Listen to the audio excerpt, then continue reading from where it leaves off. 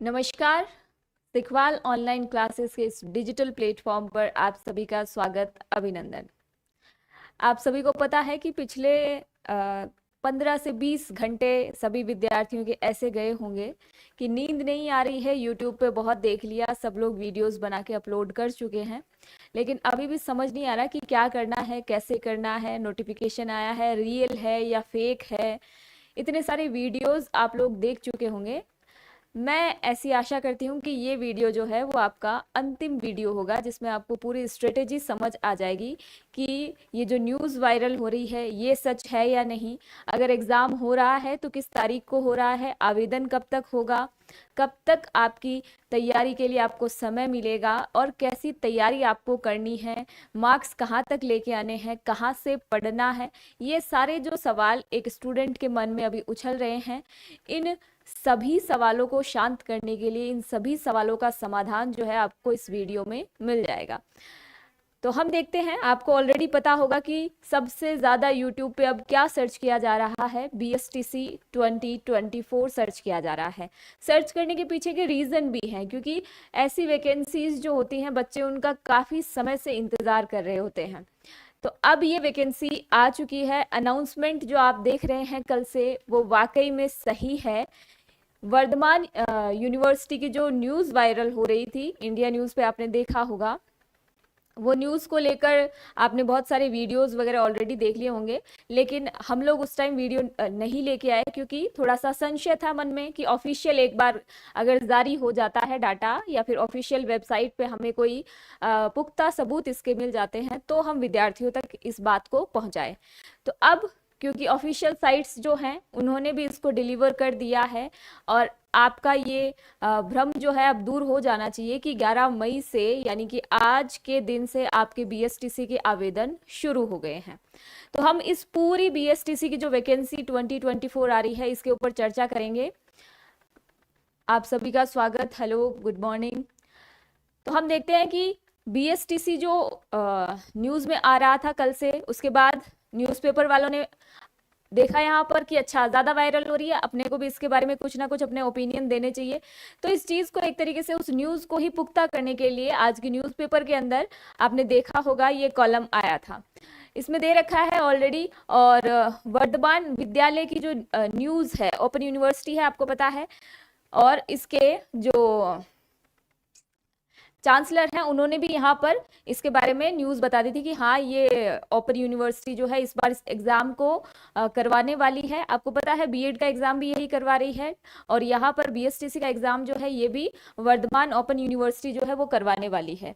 तो यहाँ पर कैलाश सोडानी जी जो इसके कुलपति हैं, उनका आपने देखा होगा इंडिया न्यूज़ के ऊपर जो आ रखा था न्यूज़, उसको भी, और यहाँ पर भी आपको दिख गया होगा कि न्यूज़पेपर में भी उन्होंने इस बात को पुख्ता कर दिया कि हम इसका एग्ज़ाम लेने वाले हैं। इन्होंने पहले भी अपने बयान में कहा था कि मैं एक दिन पहले ही जो है आपको बताऊंगा कि वैकेंसीज जो हैं वो आप कल से इसके लिए फॉर्म फिल कर सकते हो, और क्योंकि इनका खुद का ही है कोटा, और कोटा से ये एग्ज़ाम करवाने वाले हैं, तो इस बार बहुत सारे चांसेस हैं कि कोटा से रिलेटेड, कोटा की संस्कृति से संबंधित आपको एग्ज़ाम में भी प्रश्न देखने को मिले।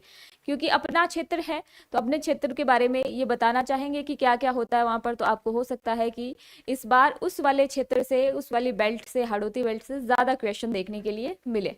चलिए, क्वेश्चंस के ऊपर बाद में बात करेंगे। फिलहाल तो हम बात कर लेते हैं कि कब तक इसके आवेदन कर सकते हैं, कब से स्टार्ट हो रहे हैं। तो ये 11 मई जो है, ये आपको माइंड में याद रखना है कि आज यानी कि 11 मई को आवेदन स्टार्ट हो गए हैं। आपको 4 डेट एग्जैक्टली याद रखनी है, 4 चीज़ें याद रखनी है। कौन कौन सी चीज़ें याद रखनी है? पहली चीज़ तो ये याद रखनी है कि आवेदन कब से शुरू होंगे, आवेदन आप कब से कर सकते हैं। तो याद रखना है कि आवेदन आपके 11 मई यानी कि आज से शुरू हो गए हैं।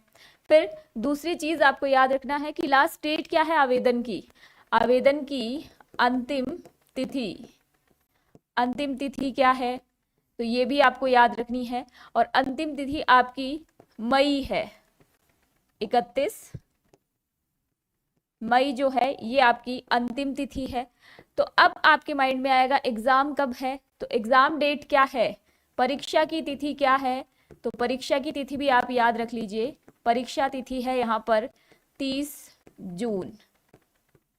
30 जून आपकी परीक्षा की तिथि है।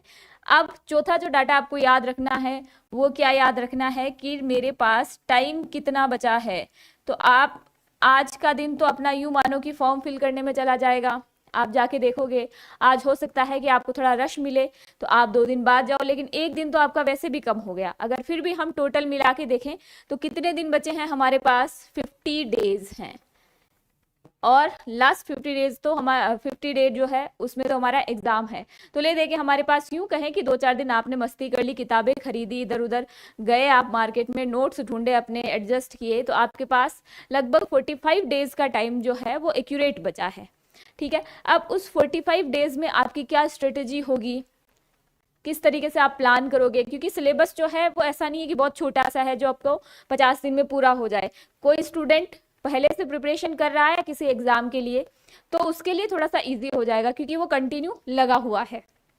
लेकिन किसी ने अभी आज नोटिफिकेशन देखा है कि हाँ आज फॉर्म भरना स्टार्ट हो गए हैं, 50 ही दिन अपने पास बचे हैं, तो फिर बाद में उसको अपनी स्ट्रेटेजी प्लान करनी पड़ेगी। यहाँ पर अब हार्ड वर्क से काम नहीं हो सकता, अब आपको स्मार्ट वर्क करना पड़ेगा क्योंकि 50 दिन है आपके पास और उसमें भी 2-4 दिन तो आपके इधर उधर चले जाएंगे। तो दिन कितने बचे हैं अपने पास, 45 डेज बचे हैं। 45 डेज में पूरा का पूरा पोर्शन आपको देखना है।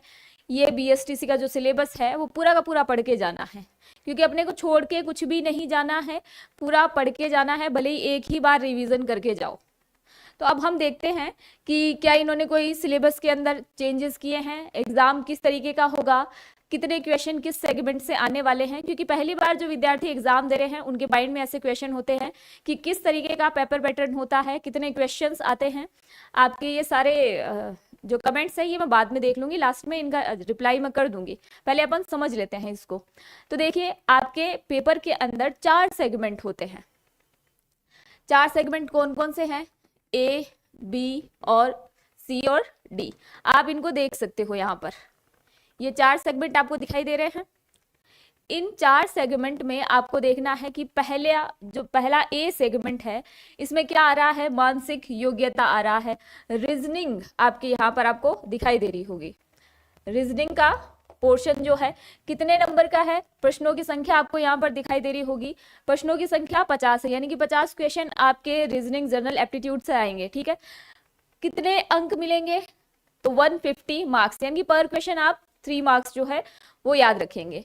फिर बाद में आपको देखना है राजस्थान की सामान्य जानकारी। अब राजस्थान की जो सामान्य जानकारी है इसके कितने क्वेश्चन है, इसके भी 50 क्वेश्चन है, सेम ही मार्क्स है 150। शिक्षण अभिक्षमता, शिक्षण अभिरुचि जो है इसके कितने क्वेश्चन आएंगे, 50 क्वेश्चन आएंगे, सेम ही मार्क्स है 150। फिर उसके बाद जो डी पार्ट है आपका, कौन सा डी पार्ट है, इस डी पार्ट में जो फर्स्ट मतलब ये लैंग्वेज का पेपर है तो इसमें आपको लैंग्वेज चूज करनी होती है संस्कृत और हिंदी में से, तो जो भी आप चूज करें, बट एक लैंग्वेज जो कंफर्म है वो कौन सी है, इंग्लिश है। और इंग्लिश के कितने क्वेश्चन आएंगे, तो इस अंग्रेजी सब्जेक्ट के क्वेश्चन आएंगे आपके पास 20। कितने मार्क्स होंगे, 60 मार्क्स होंगे। वहीं अगर आप संस्कृत चूज करते हो तो संस्कृत के भी 30 मार्क्स आएंगे, 30 क्वेश्चन आएंगे, हिंदी के भी 30 क्वेश्चन, टोटल 90 नंबर्स होंगे। तो ये आपका पोर्शन नंबर डी है। तो इसको आप थोड़ा सा ध्यान में रखना कि इस डी पोर्शन के 2 पार्ट्स हैं, तो जब भी आप फॉर्म फिल करने जाओ तो आपको याद रखना है कि किस लैंग्वेज से फॉर्म फिल करना है। मैं ये और बता दूं कि आप दोनों लैंग्वेज के साथ कर सकते हो, आप संस्कृत भी कर सकते हो, आप हिंदी भी कर सकते हो। ठीक है, तो वो आप जाकर एक बार ई मित्र पर जब फॉर्म फिल करो तो अच्छे से फिल करना, देख लेना वहां पर क्या क्या डॉक्यूमेंट्स वगैरह चाहिए। इसका डिटेल्ड जो सिलेबस है वो भी इन्होंने दे रखा है, ये कुछ जानकारियां हैं जो आप खुद से पढ़ सकते हैं। अब देखो इसके अंदर मैं बता दूं आपके सिलेबस में किसी तरीके का कोई चेंजेस जो है वो यहाँ देखने को नहीं मिला है। क्या है आपका सिलेबस, देख लीजिए आप ऊपर देख सकते हो कि मेंटल एबिलिटी से तार्किक चिंतन जो आपका पोर्शन है वो ऑलरेडी यहाँ पर दिया हुआ है, किसी भी तरीके का कोई भी चेंज इसके अंदर नहीं किया हुआ है। और ये जो पोर्शन है आपका, ये पोर्शन आपको 50 क्वेश्चन देगा, यानी कि 50 क्वेश्चन है और मैथ्स रीजनिंग जो है वो थोड़ी हार्ड लगती है, बट आपके पास प्लस पॉइंट क्या है कि मैथ्स नहीं है, यहाँ पे सिर्फ रीजनिंग है और रीजनिंग मैथ्स से ज़्यादा इजी सॉल्व हो सकती है। तो आपको इस वाले पोर्शन पे थोड़ा ध्यान देना है। और मैथ रीजनिंग आने का सबसे बड़ा प्लस पॉइंट ये है कि अगर यहाँ पर आपने क्वेश्चन सही अटेम्प्ट किया है, आपका क्वेश्चन सही ही होगा, किसी भी तरीके से आप उसको प्लस माइनस नहीं कर सकते, क्योंकि ऑब्जेक्टिव पेपर के अंदर ये क्वालिटी है या इसका प्लस पॉइंट मानो आप कि अगर आपने ऑप्शन राइट टिक किया है, भले आपको उसके आगे पीछे का कुछ आ रहा हो नहीं आ रहा हो, आपका ऑप्शन राइट टिक है, डी राइट आंसर है किसी क्वेश्चन का तो डी ही होगा, भले आपने कैसे ही किया हो, आपने तुक्का मारा हो, आपने सोच समझ के किया हो, आपको याद हो, किसी भी तरीके से किया हो। तो ऑब्जेक्टिव क्वेश्चन की ये थोड़ी प्लस पॉइंट रहती है स्टूडेंट के लिए। फिर राजस्थान का जीके आप कब से पढ़ते हुए आ रहे हो, जो बड़े से बड़ा एग्जाम होता है उसमें भी यही कहा जाता है कि एनसीईआरटी आरबीएससी की 6 to 12 जो एनसीईआरटी है वही पढ़नी है आपको, तो ये तो आप पढ़ के आए हो ऑलरेडी, इसमें कैसा घबराना। तो आप इस वाले पोर्शन में थोड़ा सा ध्यान रखना, क्यों, क्योंकि इस वाले पोर्शन में आपको क्या मिलेगा, इसके अंदर आपको देखो हिस्ट्री मिल रही है, हिस्ट्री के साथ साथ आर्ट एंड कल्चर मिल रहा है, आर्ट एंड कल्चर के साथ साथ आपको याद रखना है कि इसमें ज्योग्राफी भी है, ज्योग्राफी के साथ इसमें पॉलिटी भी है, पॉलिटी के साथ इसमें इको का पोर्शन भी है। तो ये क्या है, 5 पोर्शन है एग्जैक्टली। तो इन पांचों को आप पढ़ोगे तो आपके 50 दिन इसी में चले जाएंगे। तो आपको ध्यान रखना है कि इस वाले पोर्शन को आप लास्ट में पढ़ो, क्योंकि ये पोर्शन बहुत ज्यादा बड़ा होता है और इसी में आपके 50 दिन जा सकते हैं। तो आप इस पोर्शन को लास्ट में पढ़ना, क्योंकि इस पोर्शन से जो क्वेश्चन आएंगे आप उन क्वेश्चंस के बारे में एग्जैक्टली नहीं बोल सकते कि ये क्वेश्चन जो है आ ही जाएगा, क्योंकि बहुत बड़ा पोर्शन है और उसमें से 50 क्वेश्चन फिल्टर करना, वो भी ऊपर ऊपर से फिल्टर किए जाते हैं, कोई बहुत ज़्यादा डेप्थ के अंदर नहीं पढ़ना है। तो यहाँ क्या है कि बहुत बड़ा पोर्शन और उसमें से 50 क्वेश्चन, तो यहाँ आप कहीं फंस सकते हो कि इतने में से 50 क्वेश्चन पता नहीं कहाँ से कौन सा पूछा जाएगा। तो हमें उन वाले पोर्शंस पर ज़्यादा ध्यान देना चाहिए जिनसे 50 क्वेश्चन आए और आपको पता हो एग्जैक्टली कि बस इतना ही पढ़ना है, यानी कि सिलेबस जो है आपको एग्जैक्टली दिया हुआ है, यहाँ पर आपके सब्जेक्ट स्विच नहीं होंगे। इसमें क्या है कि 5 सब्जेक्ट दे रखे हैं, आप 5 जगह पढ़ोगे तब जाके 50 नंबर आ पाएंगे, और 50 आ ही जाएंगे इसकी कोई गारंटी नहीं है। इसमें से कितने मार्क्स आएंगे कोई भी नहीं कह सकता, लेकिन रीजनिंग में आपके कितने मार्क्स आएंगे, रीजनिंग में आप कह सकते हो आप इसके अंदर 45 मार्क्स भी ला सकते हो, कोई बड़ी बात नहीं है, यहाँ पर ला सकते हो आप, लेकिन इस वाले पोर्शन के अंदर थोड़ा सा मुमकिन नहीं हो पाता है। अब देखो टीचिंग एप्टीट्यूड जो है, टीचिंग एप्टीट्यूड से आपके 50 क्वेश्चन आएंगे 150 नंबर के, और इसके अंदर आपको पता है कि इसका सिलेबस जो है वो भी बहुत बड़ा नहीं है। कॉमन आप जो जनरल अवेयरनेस रखते हो, उस जनरल अवेयरनेस से ये क्वेश्चन सॉल्व हो जाएंगे आधे। हाँ, कुछ चीज़ें आपको बिल्कुल पढ़नी पड़ती है, तो आप इसको बहुत जल्दी पढ़ सकते हो। तो ये आपका ऐसा पोर्शन है जो अचीवेबल है, यहाँ से आप 40 से 45 के मिड में नंबर ला सकते हो। तो ये वाला पोर्शन जो है 40 से 45 क्वेश्चन सही कर सकते हो, तो ये थोड़ा अचीवेबल है, कमांडेबल है, तो इधर थोड़ा आप ज़्यादा ध्यान दे सकते हैं। लैंग्वेज का क्वेश्चन है, तो लैंग्वेज के अंदर आप क्यों नहीं कर सकते, लैंग्वेज तो हम बचपन से देखते हुए आ रहे हैं, क्या हमें पर्यायवाची नहीं आएंगे, क्या हमें डायरेक्शन इनडायरेक्ट ये सब करने नहीं आएंगे, क्या आप ये सब ऑलरेडी करते हुए आए हो। आपने अभी अभी 12th का एग्जाम दिया होगा, या हो सकता है कि आप 12th के एग्जाम के बाद इसके लिए प्रिपेयर कर रहे हो, लेकिन ये सारी चीजें तो आप करते आ रहे हो ऑलरेडी। पैराग्राफ से क्वेश्चन छांटना, क्या ये नहीं आता क्या आपको, बिल्कुल आता है। तो कॉम्प्रिहेंशन है, यहाँ पर नरेशन है, प्रीपोजिशन है, आर्टिकल्स है, एएनडी का यूज आप सभी को आता है, ये कनेक्टिव्स है, करेक्शन ऑफ सेंटेंस है, काइंड ऑफ सेंटेंस है, ये सब चीजें जो है आप जब क्वेश्चन पेपर को सॉल्व करोगे आप देखोगे कि यहाँ पर इसके जो 20 क्वेश्चन पूछे जा रहे हैं, 20 में से आप 10 क्वेश्चन जो है वो अभी आज की तारीख में बिना पढ़े कर सकते हो। तो ये वाला पोर्शन जो है इस पर इजी कमांड हो सकती है, तो आप चाहो तो इसमें जो है लगभग 15 से 18 क्वेश्चन सही कर सकते हो, क्योंकि 10 क्वेश्चन आप बिना पढ़े सही कर रहे हो। इसमें से आप देख लेना आज लगा के, अगर आपको मेरी बात पे विश्वास नहीं हो रहा, इतने इजी क्वेश्चन पूछे जा रहे हैं, इनसे बहुत ज्यादा हार्ड क्वेश्चन नहीं आ रहे हैं, तो आप थोड़ा सा इधर की तरफ अपना फोकस कर सकते हो। देन आफ्टर आपको लैंग्वेज चूज करनी है, संस्कृत है, हिंदी है। संस्कृत हिंदी का मोस्टली सेम सा ही सिलेबस होता है, संधि समास ये सब चीजें हैं, तो ये सब आप थोड़ा देख लेना। यहाँ पर संधि हो गया, समास हो गया, उपसर्ग हो गया, प्रत्यय हो गया, तो वो तो आप जो लैंग्वेज चूज करेंगे उस लैंग्वेज के हिसाब से कन्वर्ट हो जाएगा, लेकिन मेन जो चीज है, मेन जो क्रक्स है वो यही है कि इन सब्जेक्ट्स के अंदर जो है आप थोड़े मार्क्स ला सकते हो बजाय जीके वाले पोर्शन के। तो जीके वाले पोर्शन को आप थोड़ा लास्ट में पढ़ना, ये मेरा पर्सनल आपको सजेशन है, बाकी आप चाहें तो उसको भी पढ़ सकते हैं पहले। लेकिन वो क्या है कि सब्जेक्ट बहुत ज़्यादा बड़े हैं उसके अंदर, और यहाँ पर जो भी सिलेबस दिया हुआ है उस सिलेबस में स्पेशली ऐसे मेंशन नहीं है कि आपको महाराणा कुंभा ही पढ़ना है। इन्होंने क्या दे दिया, इन्होंने सीधा ऐसे दे दिया कि ठीक है ऐतिहासिक पक्ष बताओ, राजनीतिक पक्ष बताओ, कल्चरल जो सांस्कृतिक पक्ष है वो बताओ। तो इस तरीके से दिया है, मतलब कि पूरा का पूरा पोर्शन इन्होंने ऐड किया है। यहाँ पर इन्होंने स्पेशल टॉपिक मेंशन नहीं किए हैं। तो जब टॉपिक मेंशन नहीं है तो आपको थोड़ा जोर आ सकता है इस वाले पोर्शन के अंदर। इसलिए मेरा ऐसा मानना है, मेरी राय है आप लोगों के लिए कि इस वाले पोर्शन को थोड़ा बाद में देखना, और इससे क्वेश्चन कहाँ से आएंगे, कैसे आएंगे, कुछ कहा नहीं जा सकता। इस वजह से मैं आपको यहाँ पर बता भी नहीं सकती कि आप 50 में से कितने क्वेश्चन सही कर सकते हो सकता है किसी को 50 के 50 आ जाए, किसी को 20 भी नहीं आए।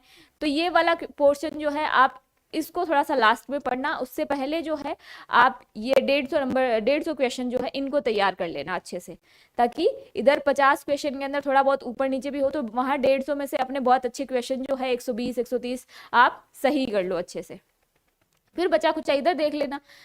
तो अब आपको एग्जैक्टली पता चल गया कि सिलेबस किस तरीके का है, क्या है, कहाँ पर आपको थोड़ा सा ज्यादा जोर देना है, कहाँ पर नहीं देना। अब फिर भी बच्चों के मन में यूं रहता है कि हम पहली बार पढ़ रहे हैं और ऐसे किसी एग्जाम को क्लियर करना समझ नहीं आ रहा है हमें कि कैसे करेंगे, क्या करेंगे। तो हमने आपके लिए यहाँ पर कोर्स भी दे रखा है, और कोर्स जो है वो 399 में अवेलेबल है। इस कोर्स के अंदर आपको क्या क्या मिल जाएगा, इस कोर्स में आपको सभी रिकॉर्डेड और लाइव वीडियोस मिल जाएंगे। मेरा ऐसा मानना है कि आप रिकॉर्डेड पोर्शन जो है उसको कंटिन्यू करते रहो जब भी लाइव क्लास आए, क्योंकि लाइव का शेड्यूल रहेगा आपके पास।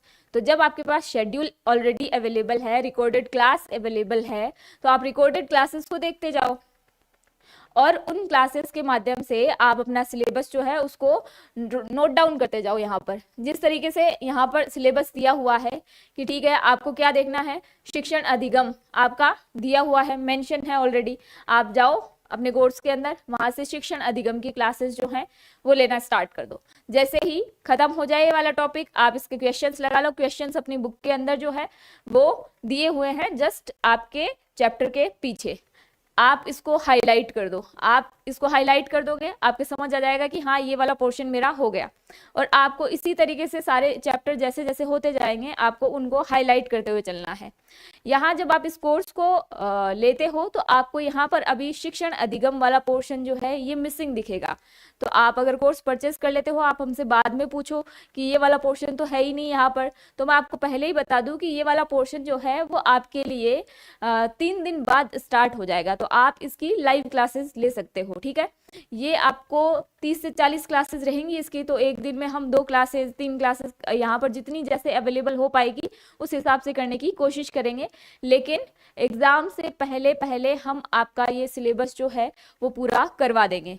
तो रिकॉर्डेड जो क्लासेस है वो रिकॉर्डेड आप देख लेना, क्योंकि 50 दिन में बिल्कुल भी पॉसिबल नहीं होता। कोई भी टीचर आपको यूट्यूब पे आके बोल दे कि मैं लाइव करवा दूंगा पूरा, बिल्कुल पॉसिबल नहीं है। और आप भी इतनी लाइव क्लास नहीं देख सकते क्योंकि सिलेबस बहुत ज्यादा बड़ा है।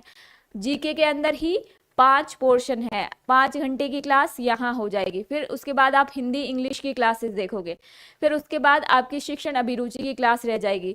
तो आपके पास कितना 7 घंटे तो लाइव क्लास हो गई। फिर उसके बाद रिवीजन का टाइम कहाँ पर है? तो आपको ऐसी चीज़ों में बिल्कुल नहीं जाना है। पूरा सिलेबस जो है वो आप लाइव कवर नहीं कर सकते। तो बेहतर ये है कि आपके पास कोई बढ़िया टेक्स्ट बुक हो और आपके पास टेस्ट सीरीज अवेलेबल हो, तो आप अच्छे से इसको कवर कर पाएंगे। पहले तो आपको प्रीवियस जो भी 2023 का पेपर हो रखा है उससे पहले का जो भी पेपर हुआ है लास्ट 2-3 पेपर आपको देखने हैं।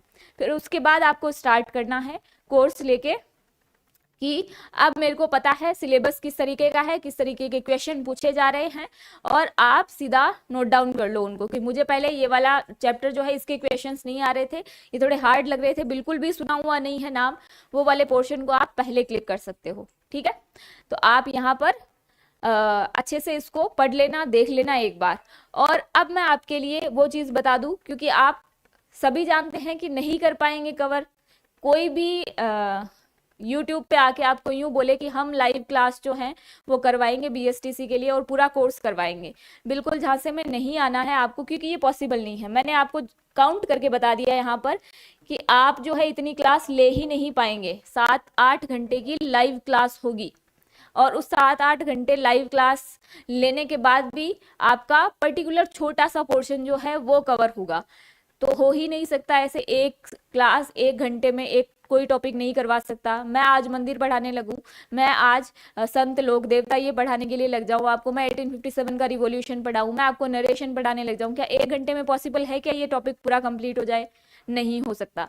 तो आप क्या कर सकते हो, ऐसा लाइव कोर्स अफोर्ड नहीं कर सकते, क्योंकि ये आप अपने साथ खिलवाड़ कर रहे हो। तो अपने यहाँ पर बुक अवेलेबल है आपके लिए और इस बुक के पेजेस आप पढ़ सकते हो। आप पर्टिकुलर टारगेट बना सकते हो कि 50 जो है दिन है आपके पास, और इन 50 दिनों में आप क्या कर सकते हो, आप टोटल पेजेस को काउंट करो और डिवाइड कर लो 50 से। मान लो किसी के अंदर 200 पेज हैं, किसी के अंदर 400 पेज है, आप उसको डिवाइड करो और देखो कि आपको कितने आवर्स पढ़ने की जरूरत है, रिवीजन का क्या शेड्यूल बन सकता है आपका। तो इस तरीके से आपको डिवाइड करना पड़ेगा पोर्शन खुद से। आपको नहीं समझ आए कि कैसे करना है, क्या करें, कोई पोर्शन हमारे समझ नहीं आया तो फिर उसके अंदर तो टाइम चला जाएगा, फिर कैसे मैनेज करें। तो इन सब के लिए भी मैं ये बुक कैसे पढ़नी है आपको, इसके लिए मैं दूसरा वीडियो लेके आऊंगी जो कि आज शाम को 5 बजे आएगा। अभी तो मैंने आपको सिर्फ क्लियर कर दिया कि बीएसटीसी की वैकेंसी जो है वो आ चुकी है और आज से इसके आवेदन स्टार्ट हो चुके हैं। तो जो भी विद्यार्थी करना चाह रहे हैं बीएसटीसी वो कर लें। ऑलरेडी 12वीं कक्षा जिन्होंने पास कर ली वो फॉर्म फिल कर सकते हैं। आपके मार्क्स जो हैं 50% से अबव जिसके भी मार्क्स हैं वो सभी एलिजिबल हैं। बाकी कैटेगरी वाइज किसी में 45 से नीचे कोई कैटेगरी नहीं है। जनरल जो स्टूडेंट हैं वो कितने परसेंटेज वाले होने चाहिए, 50 मार्क्स वाले होने चाहिए, और आप सभी के बहुत अच्छे मार्क्स आ रखे हैं ऑलरेडी। तभी तो आप सोच रहे हो, कुछ सोच समझ के तो अपन क्लिक कर दे यहाँ पे। जिसके 36 है, जो फेल ही हो गया, वो क्यों इसको खोलेगा, इस वीडियो को खोलेगा ही नहीं वो। तो आपको पता है कि आपके अच्छे मार्क्स आ चुके हैं ऑलरेडी और वैकेंसी आ गई है, बहुत कम टाइम है और स्ट्रेटेजी के साथ अपने को तैयारी करनी है। तो आप देख लेना, मैंने आपको ऑलरेडी बता दिया है, लाइव आप नहीं कर सकते किसी भी तरीके से। आप एक सब्जेक्ट को लाइव देख सकते हो और वो भी जीके वाला पोर्शन नहीं देख सकते। जीके वाला पोर्शन जो है वो आपको पढ़ना ही पड़ेगा, भले ही अब आपको पढ़ना आ रहा हो या नहीं आ रहा हो। मैं आपको यहाँ पर जो 5 बजे अपना वीडियो आ रहा है उसके अंदर मैं आपको एग्जैक्टली एक्सप्लेन कर दूंगी कि आपको किस तरीके से बुक पढ़ना है, क्या आपको हाईलाइट करना है, किस तरीके के नोट्स वगैरह बनाने हैं आपको। ये सारी चीज़ें मैं आपको उस 5 बजे वाले वीडियो के अंदर बता दूंगी। और ये जो बुक है, हम इस बुक को आधार बनाएंगे। इस बुक के बिहाफ पर आपकी सारी स्टडी की प्रिपरेशन जो है किस तरीके से होगी, स्ट्रेटेजी इस बुक को लेकर बनाएंगे अपन। तो शाम को 5 बजे आपको जुड़ना है इसी चैनल पर, हम सारी बातें फिर वहां पर करेंगे। और अभी आपके मैं कमेंट्स देख लेती हूं। हाँ बिल्कुल निधि, वास्तव में जब आप इस एग्जाम के प्रीवियस ईयर के क्वेश्चन पेपर लगाएंगे तो आपको ये समझ आएगा कि क्वेश्चन जो है वो बहुत हार्ड नहीं पूछे गए हैं। हो सकता है कि आपको जीके का पोर्शन बिल्कुल समझ नहीं आए, हो सकता है थोड़ा थोड़ा समझ आए। तो आपको अगर थोड़ा थोड़ा भी समझ आ रहा है तो आप उसको कर सकते हो, क्योंकि आपको बुक की सिर्फ 2 बार रीडिंग लगानी है। जीके वाला पोर्शन इतना आपने पढ़ लिया वो इनफ है। बाकी आप हिंदी इंग्लिश तो पढ़ते हुए आ रहे हो, हिंदी इंग्लिश तो आपके 11th-12th में कंपल्सरी सब्जेक्ट है, तो वहां पर आप इनको पढ़ते हुए आ रहे हो। आपको अभी तो एंटोनियम, सिनोनियम, टेंस वगैरह, डायरेक्ट इनडायरेक्ट प्रीपोजिशन, ये सब बहुत अच्छे से पता है। तो लैंग्वेज वाला पोर्शन आपके लिए हार्ड नहीं है, यानी कि वहां के जो 100 नंबर है आप उनमें से 80 मार्क्स जो है 80 क्वेश्चन जो है वो बहुत अच्छे से अचीव कर सकते हो।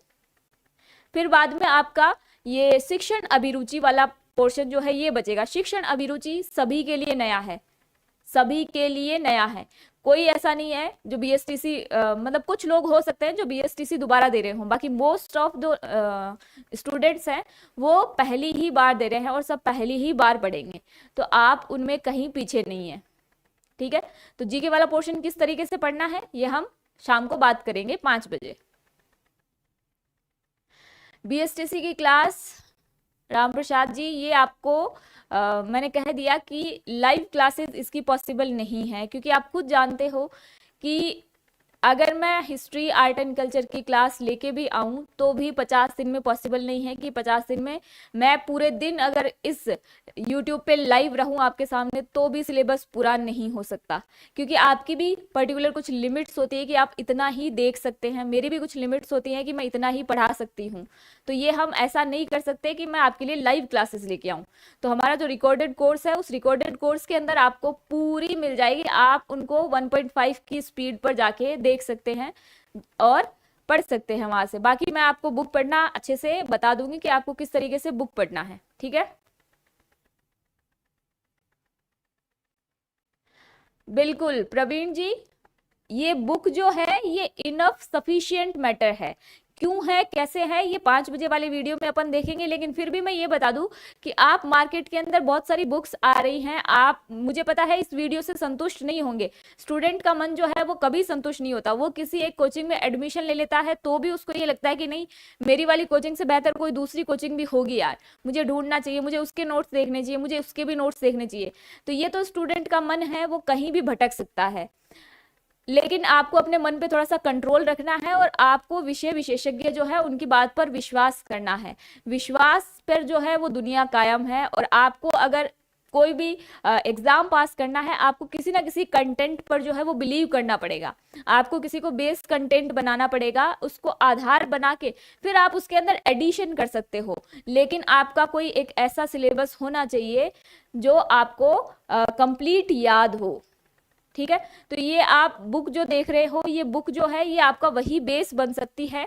और मैं कह दूं कि यहाँ से आप 90% चीजें जो हैं वो क्लियर कर लेंगे। इस बुक के बाहर आपको 10% चीजें मिलेंगी, लेकिन उस 10% के लिए आप बहुत ज्यादा भटक नहीं सकते, क्योंकि हमने इसके अंदर जो मैटर डाला है एक तो बीएसटीसी के लिए ही डाला है। यानी कि हमने ऐसा नहीं देखा कि आरएस का स्टैंडर्ड लेके चल लिए हम, नहीं, हमने देखा है कि बीएसटीसी किस तरीके के क्वेश्चन पूछता है। बोर्ड आपसे जिस तरीके के क्वेश्चन पूछ रहा है, हमने उसी तरीके के क्वेश्चंस की फ्रेमिंग की है, उसी लैंग्वेज में बुक लिखने की कोशिश की है, ताकि जो वर्ड्स है वो आपके समझ आए, ठीक है।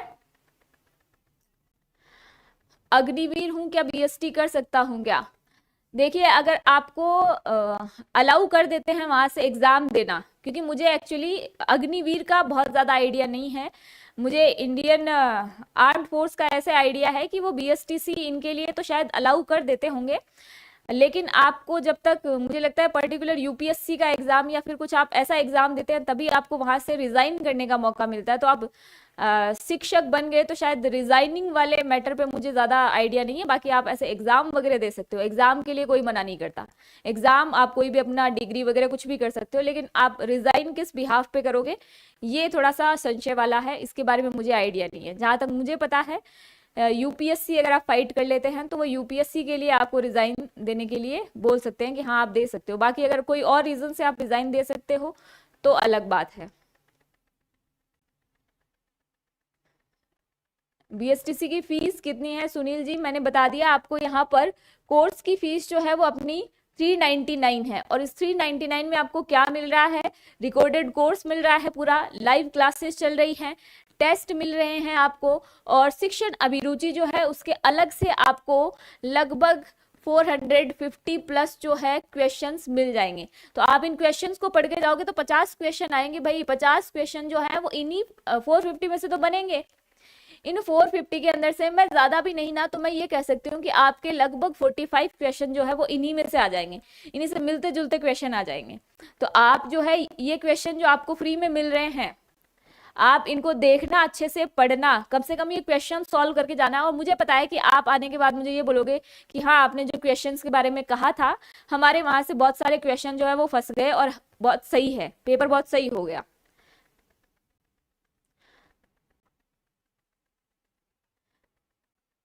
निधि मैंने आपको ऑलरेडी बता ही दिया कि आप क्लियर कर सकते हैं।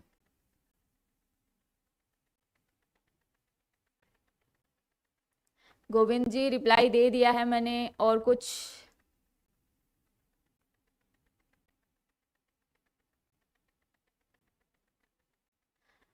हीना प्रजापति, यही बुक ऑनलाइन मंगवाई है। टेस्ट सीरीज जो है वो आपको ऐप पर मिलेगी ही ना, तो आप ऐप पे देख लीजिएगा, ठीक है। हाँ हाँ, फिर आप गोविंद दे सकते हो ना, कोई दिक्कत नहीं है। 26 जुलाई को पोस्टिंग है तो उससे पहले तो आप दे सकते हो बहुत अच्छे से। अपकमिंग सिखवाल की जो भी बुक्स आएंगी, आप यूट्यूब पे हमारे साथ जुड़े रहिए, और यहाँ पर आपको सभी बुक्स की डिटेल जो है वो मिल जाएगी। शाम को 5 बजे हमारा जो सेशन होने वाला है, उस सेशन में हम इस वाली बुक पर पूरा व्यू देखेंगे। आपको पूरे पेजेस में ओपन करके दिखाने वाली हूँ कि किस तरीके का कंटेंट जो है वो हम प्रोवाइड करवा रहे हैं, ताकि आप यूं भीड़ भड़ाके में जाके कंफ्यूज ना हो। क्योंकि आप जब भी एक शॉप पे जाते हो तो शॉपकीपर आपको क्या बोलता है कि अरे आप ये वाली बुक ले रहे हो, नहीं ये वाली लीजिए क्योंकि ये वाली ज्यादा जा रही है मार्केट में। अरे ज्यादा कम जाने से क्या मतलब है, जहां भीड़ जा रही है वहां जाओगे या फिर जो सही है वहां जाओगे? तो आपको खुद से देखना पड़ेगा। अब मैं आपको यहाँ पर शाम को 5 बजे इस बुक का कंटेंट दिखा दूंगी कि किस तरीके का कंटेंट है, क्या क्या आपके लिए प्लस पॉइंट है इस बुक को लेने से, आप किस तरीके से पढ़ाई कर सकते हो। इसके पूरे पेजेस मैं आपको बता दूंगी कि इतने पेजेस हैं और इतने टाइम में आप इतने पेज एक दिन के डेली पढ़ो और इस सेगमेंट को आप इस तरीके से कवर करो। तो ये पूरी स्ट्रेटेजी मैं आपको प्लान करके बता रही हूँ, आपको तो बस उसको इम्प्लीमेंट करना है, आपको जोर आएगा ही नहीं। ठीक है, तो ये सारी अपकमिंग बुक्स की डिटेल्स जो हैं आपको अलग से यहाँ पर मिल जाती है।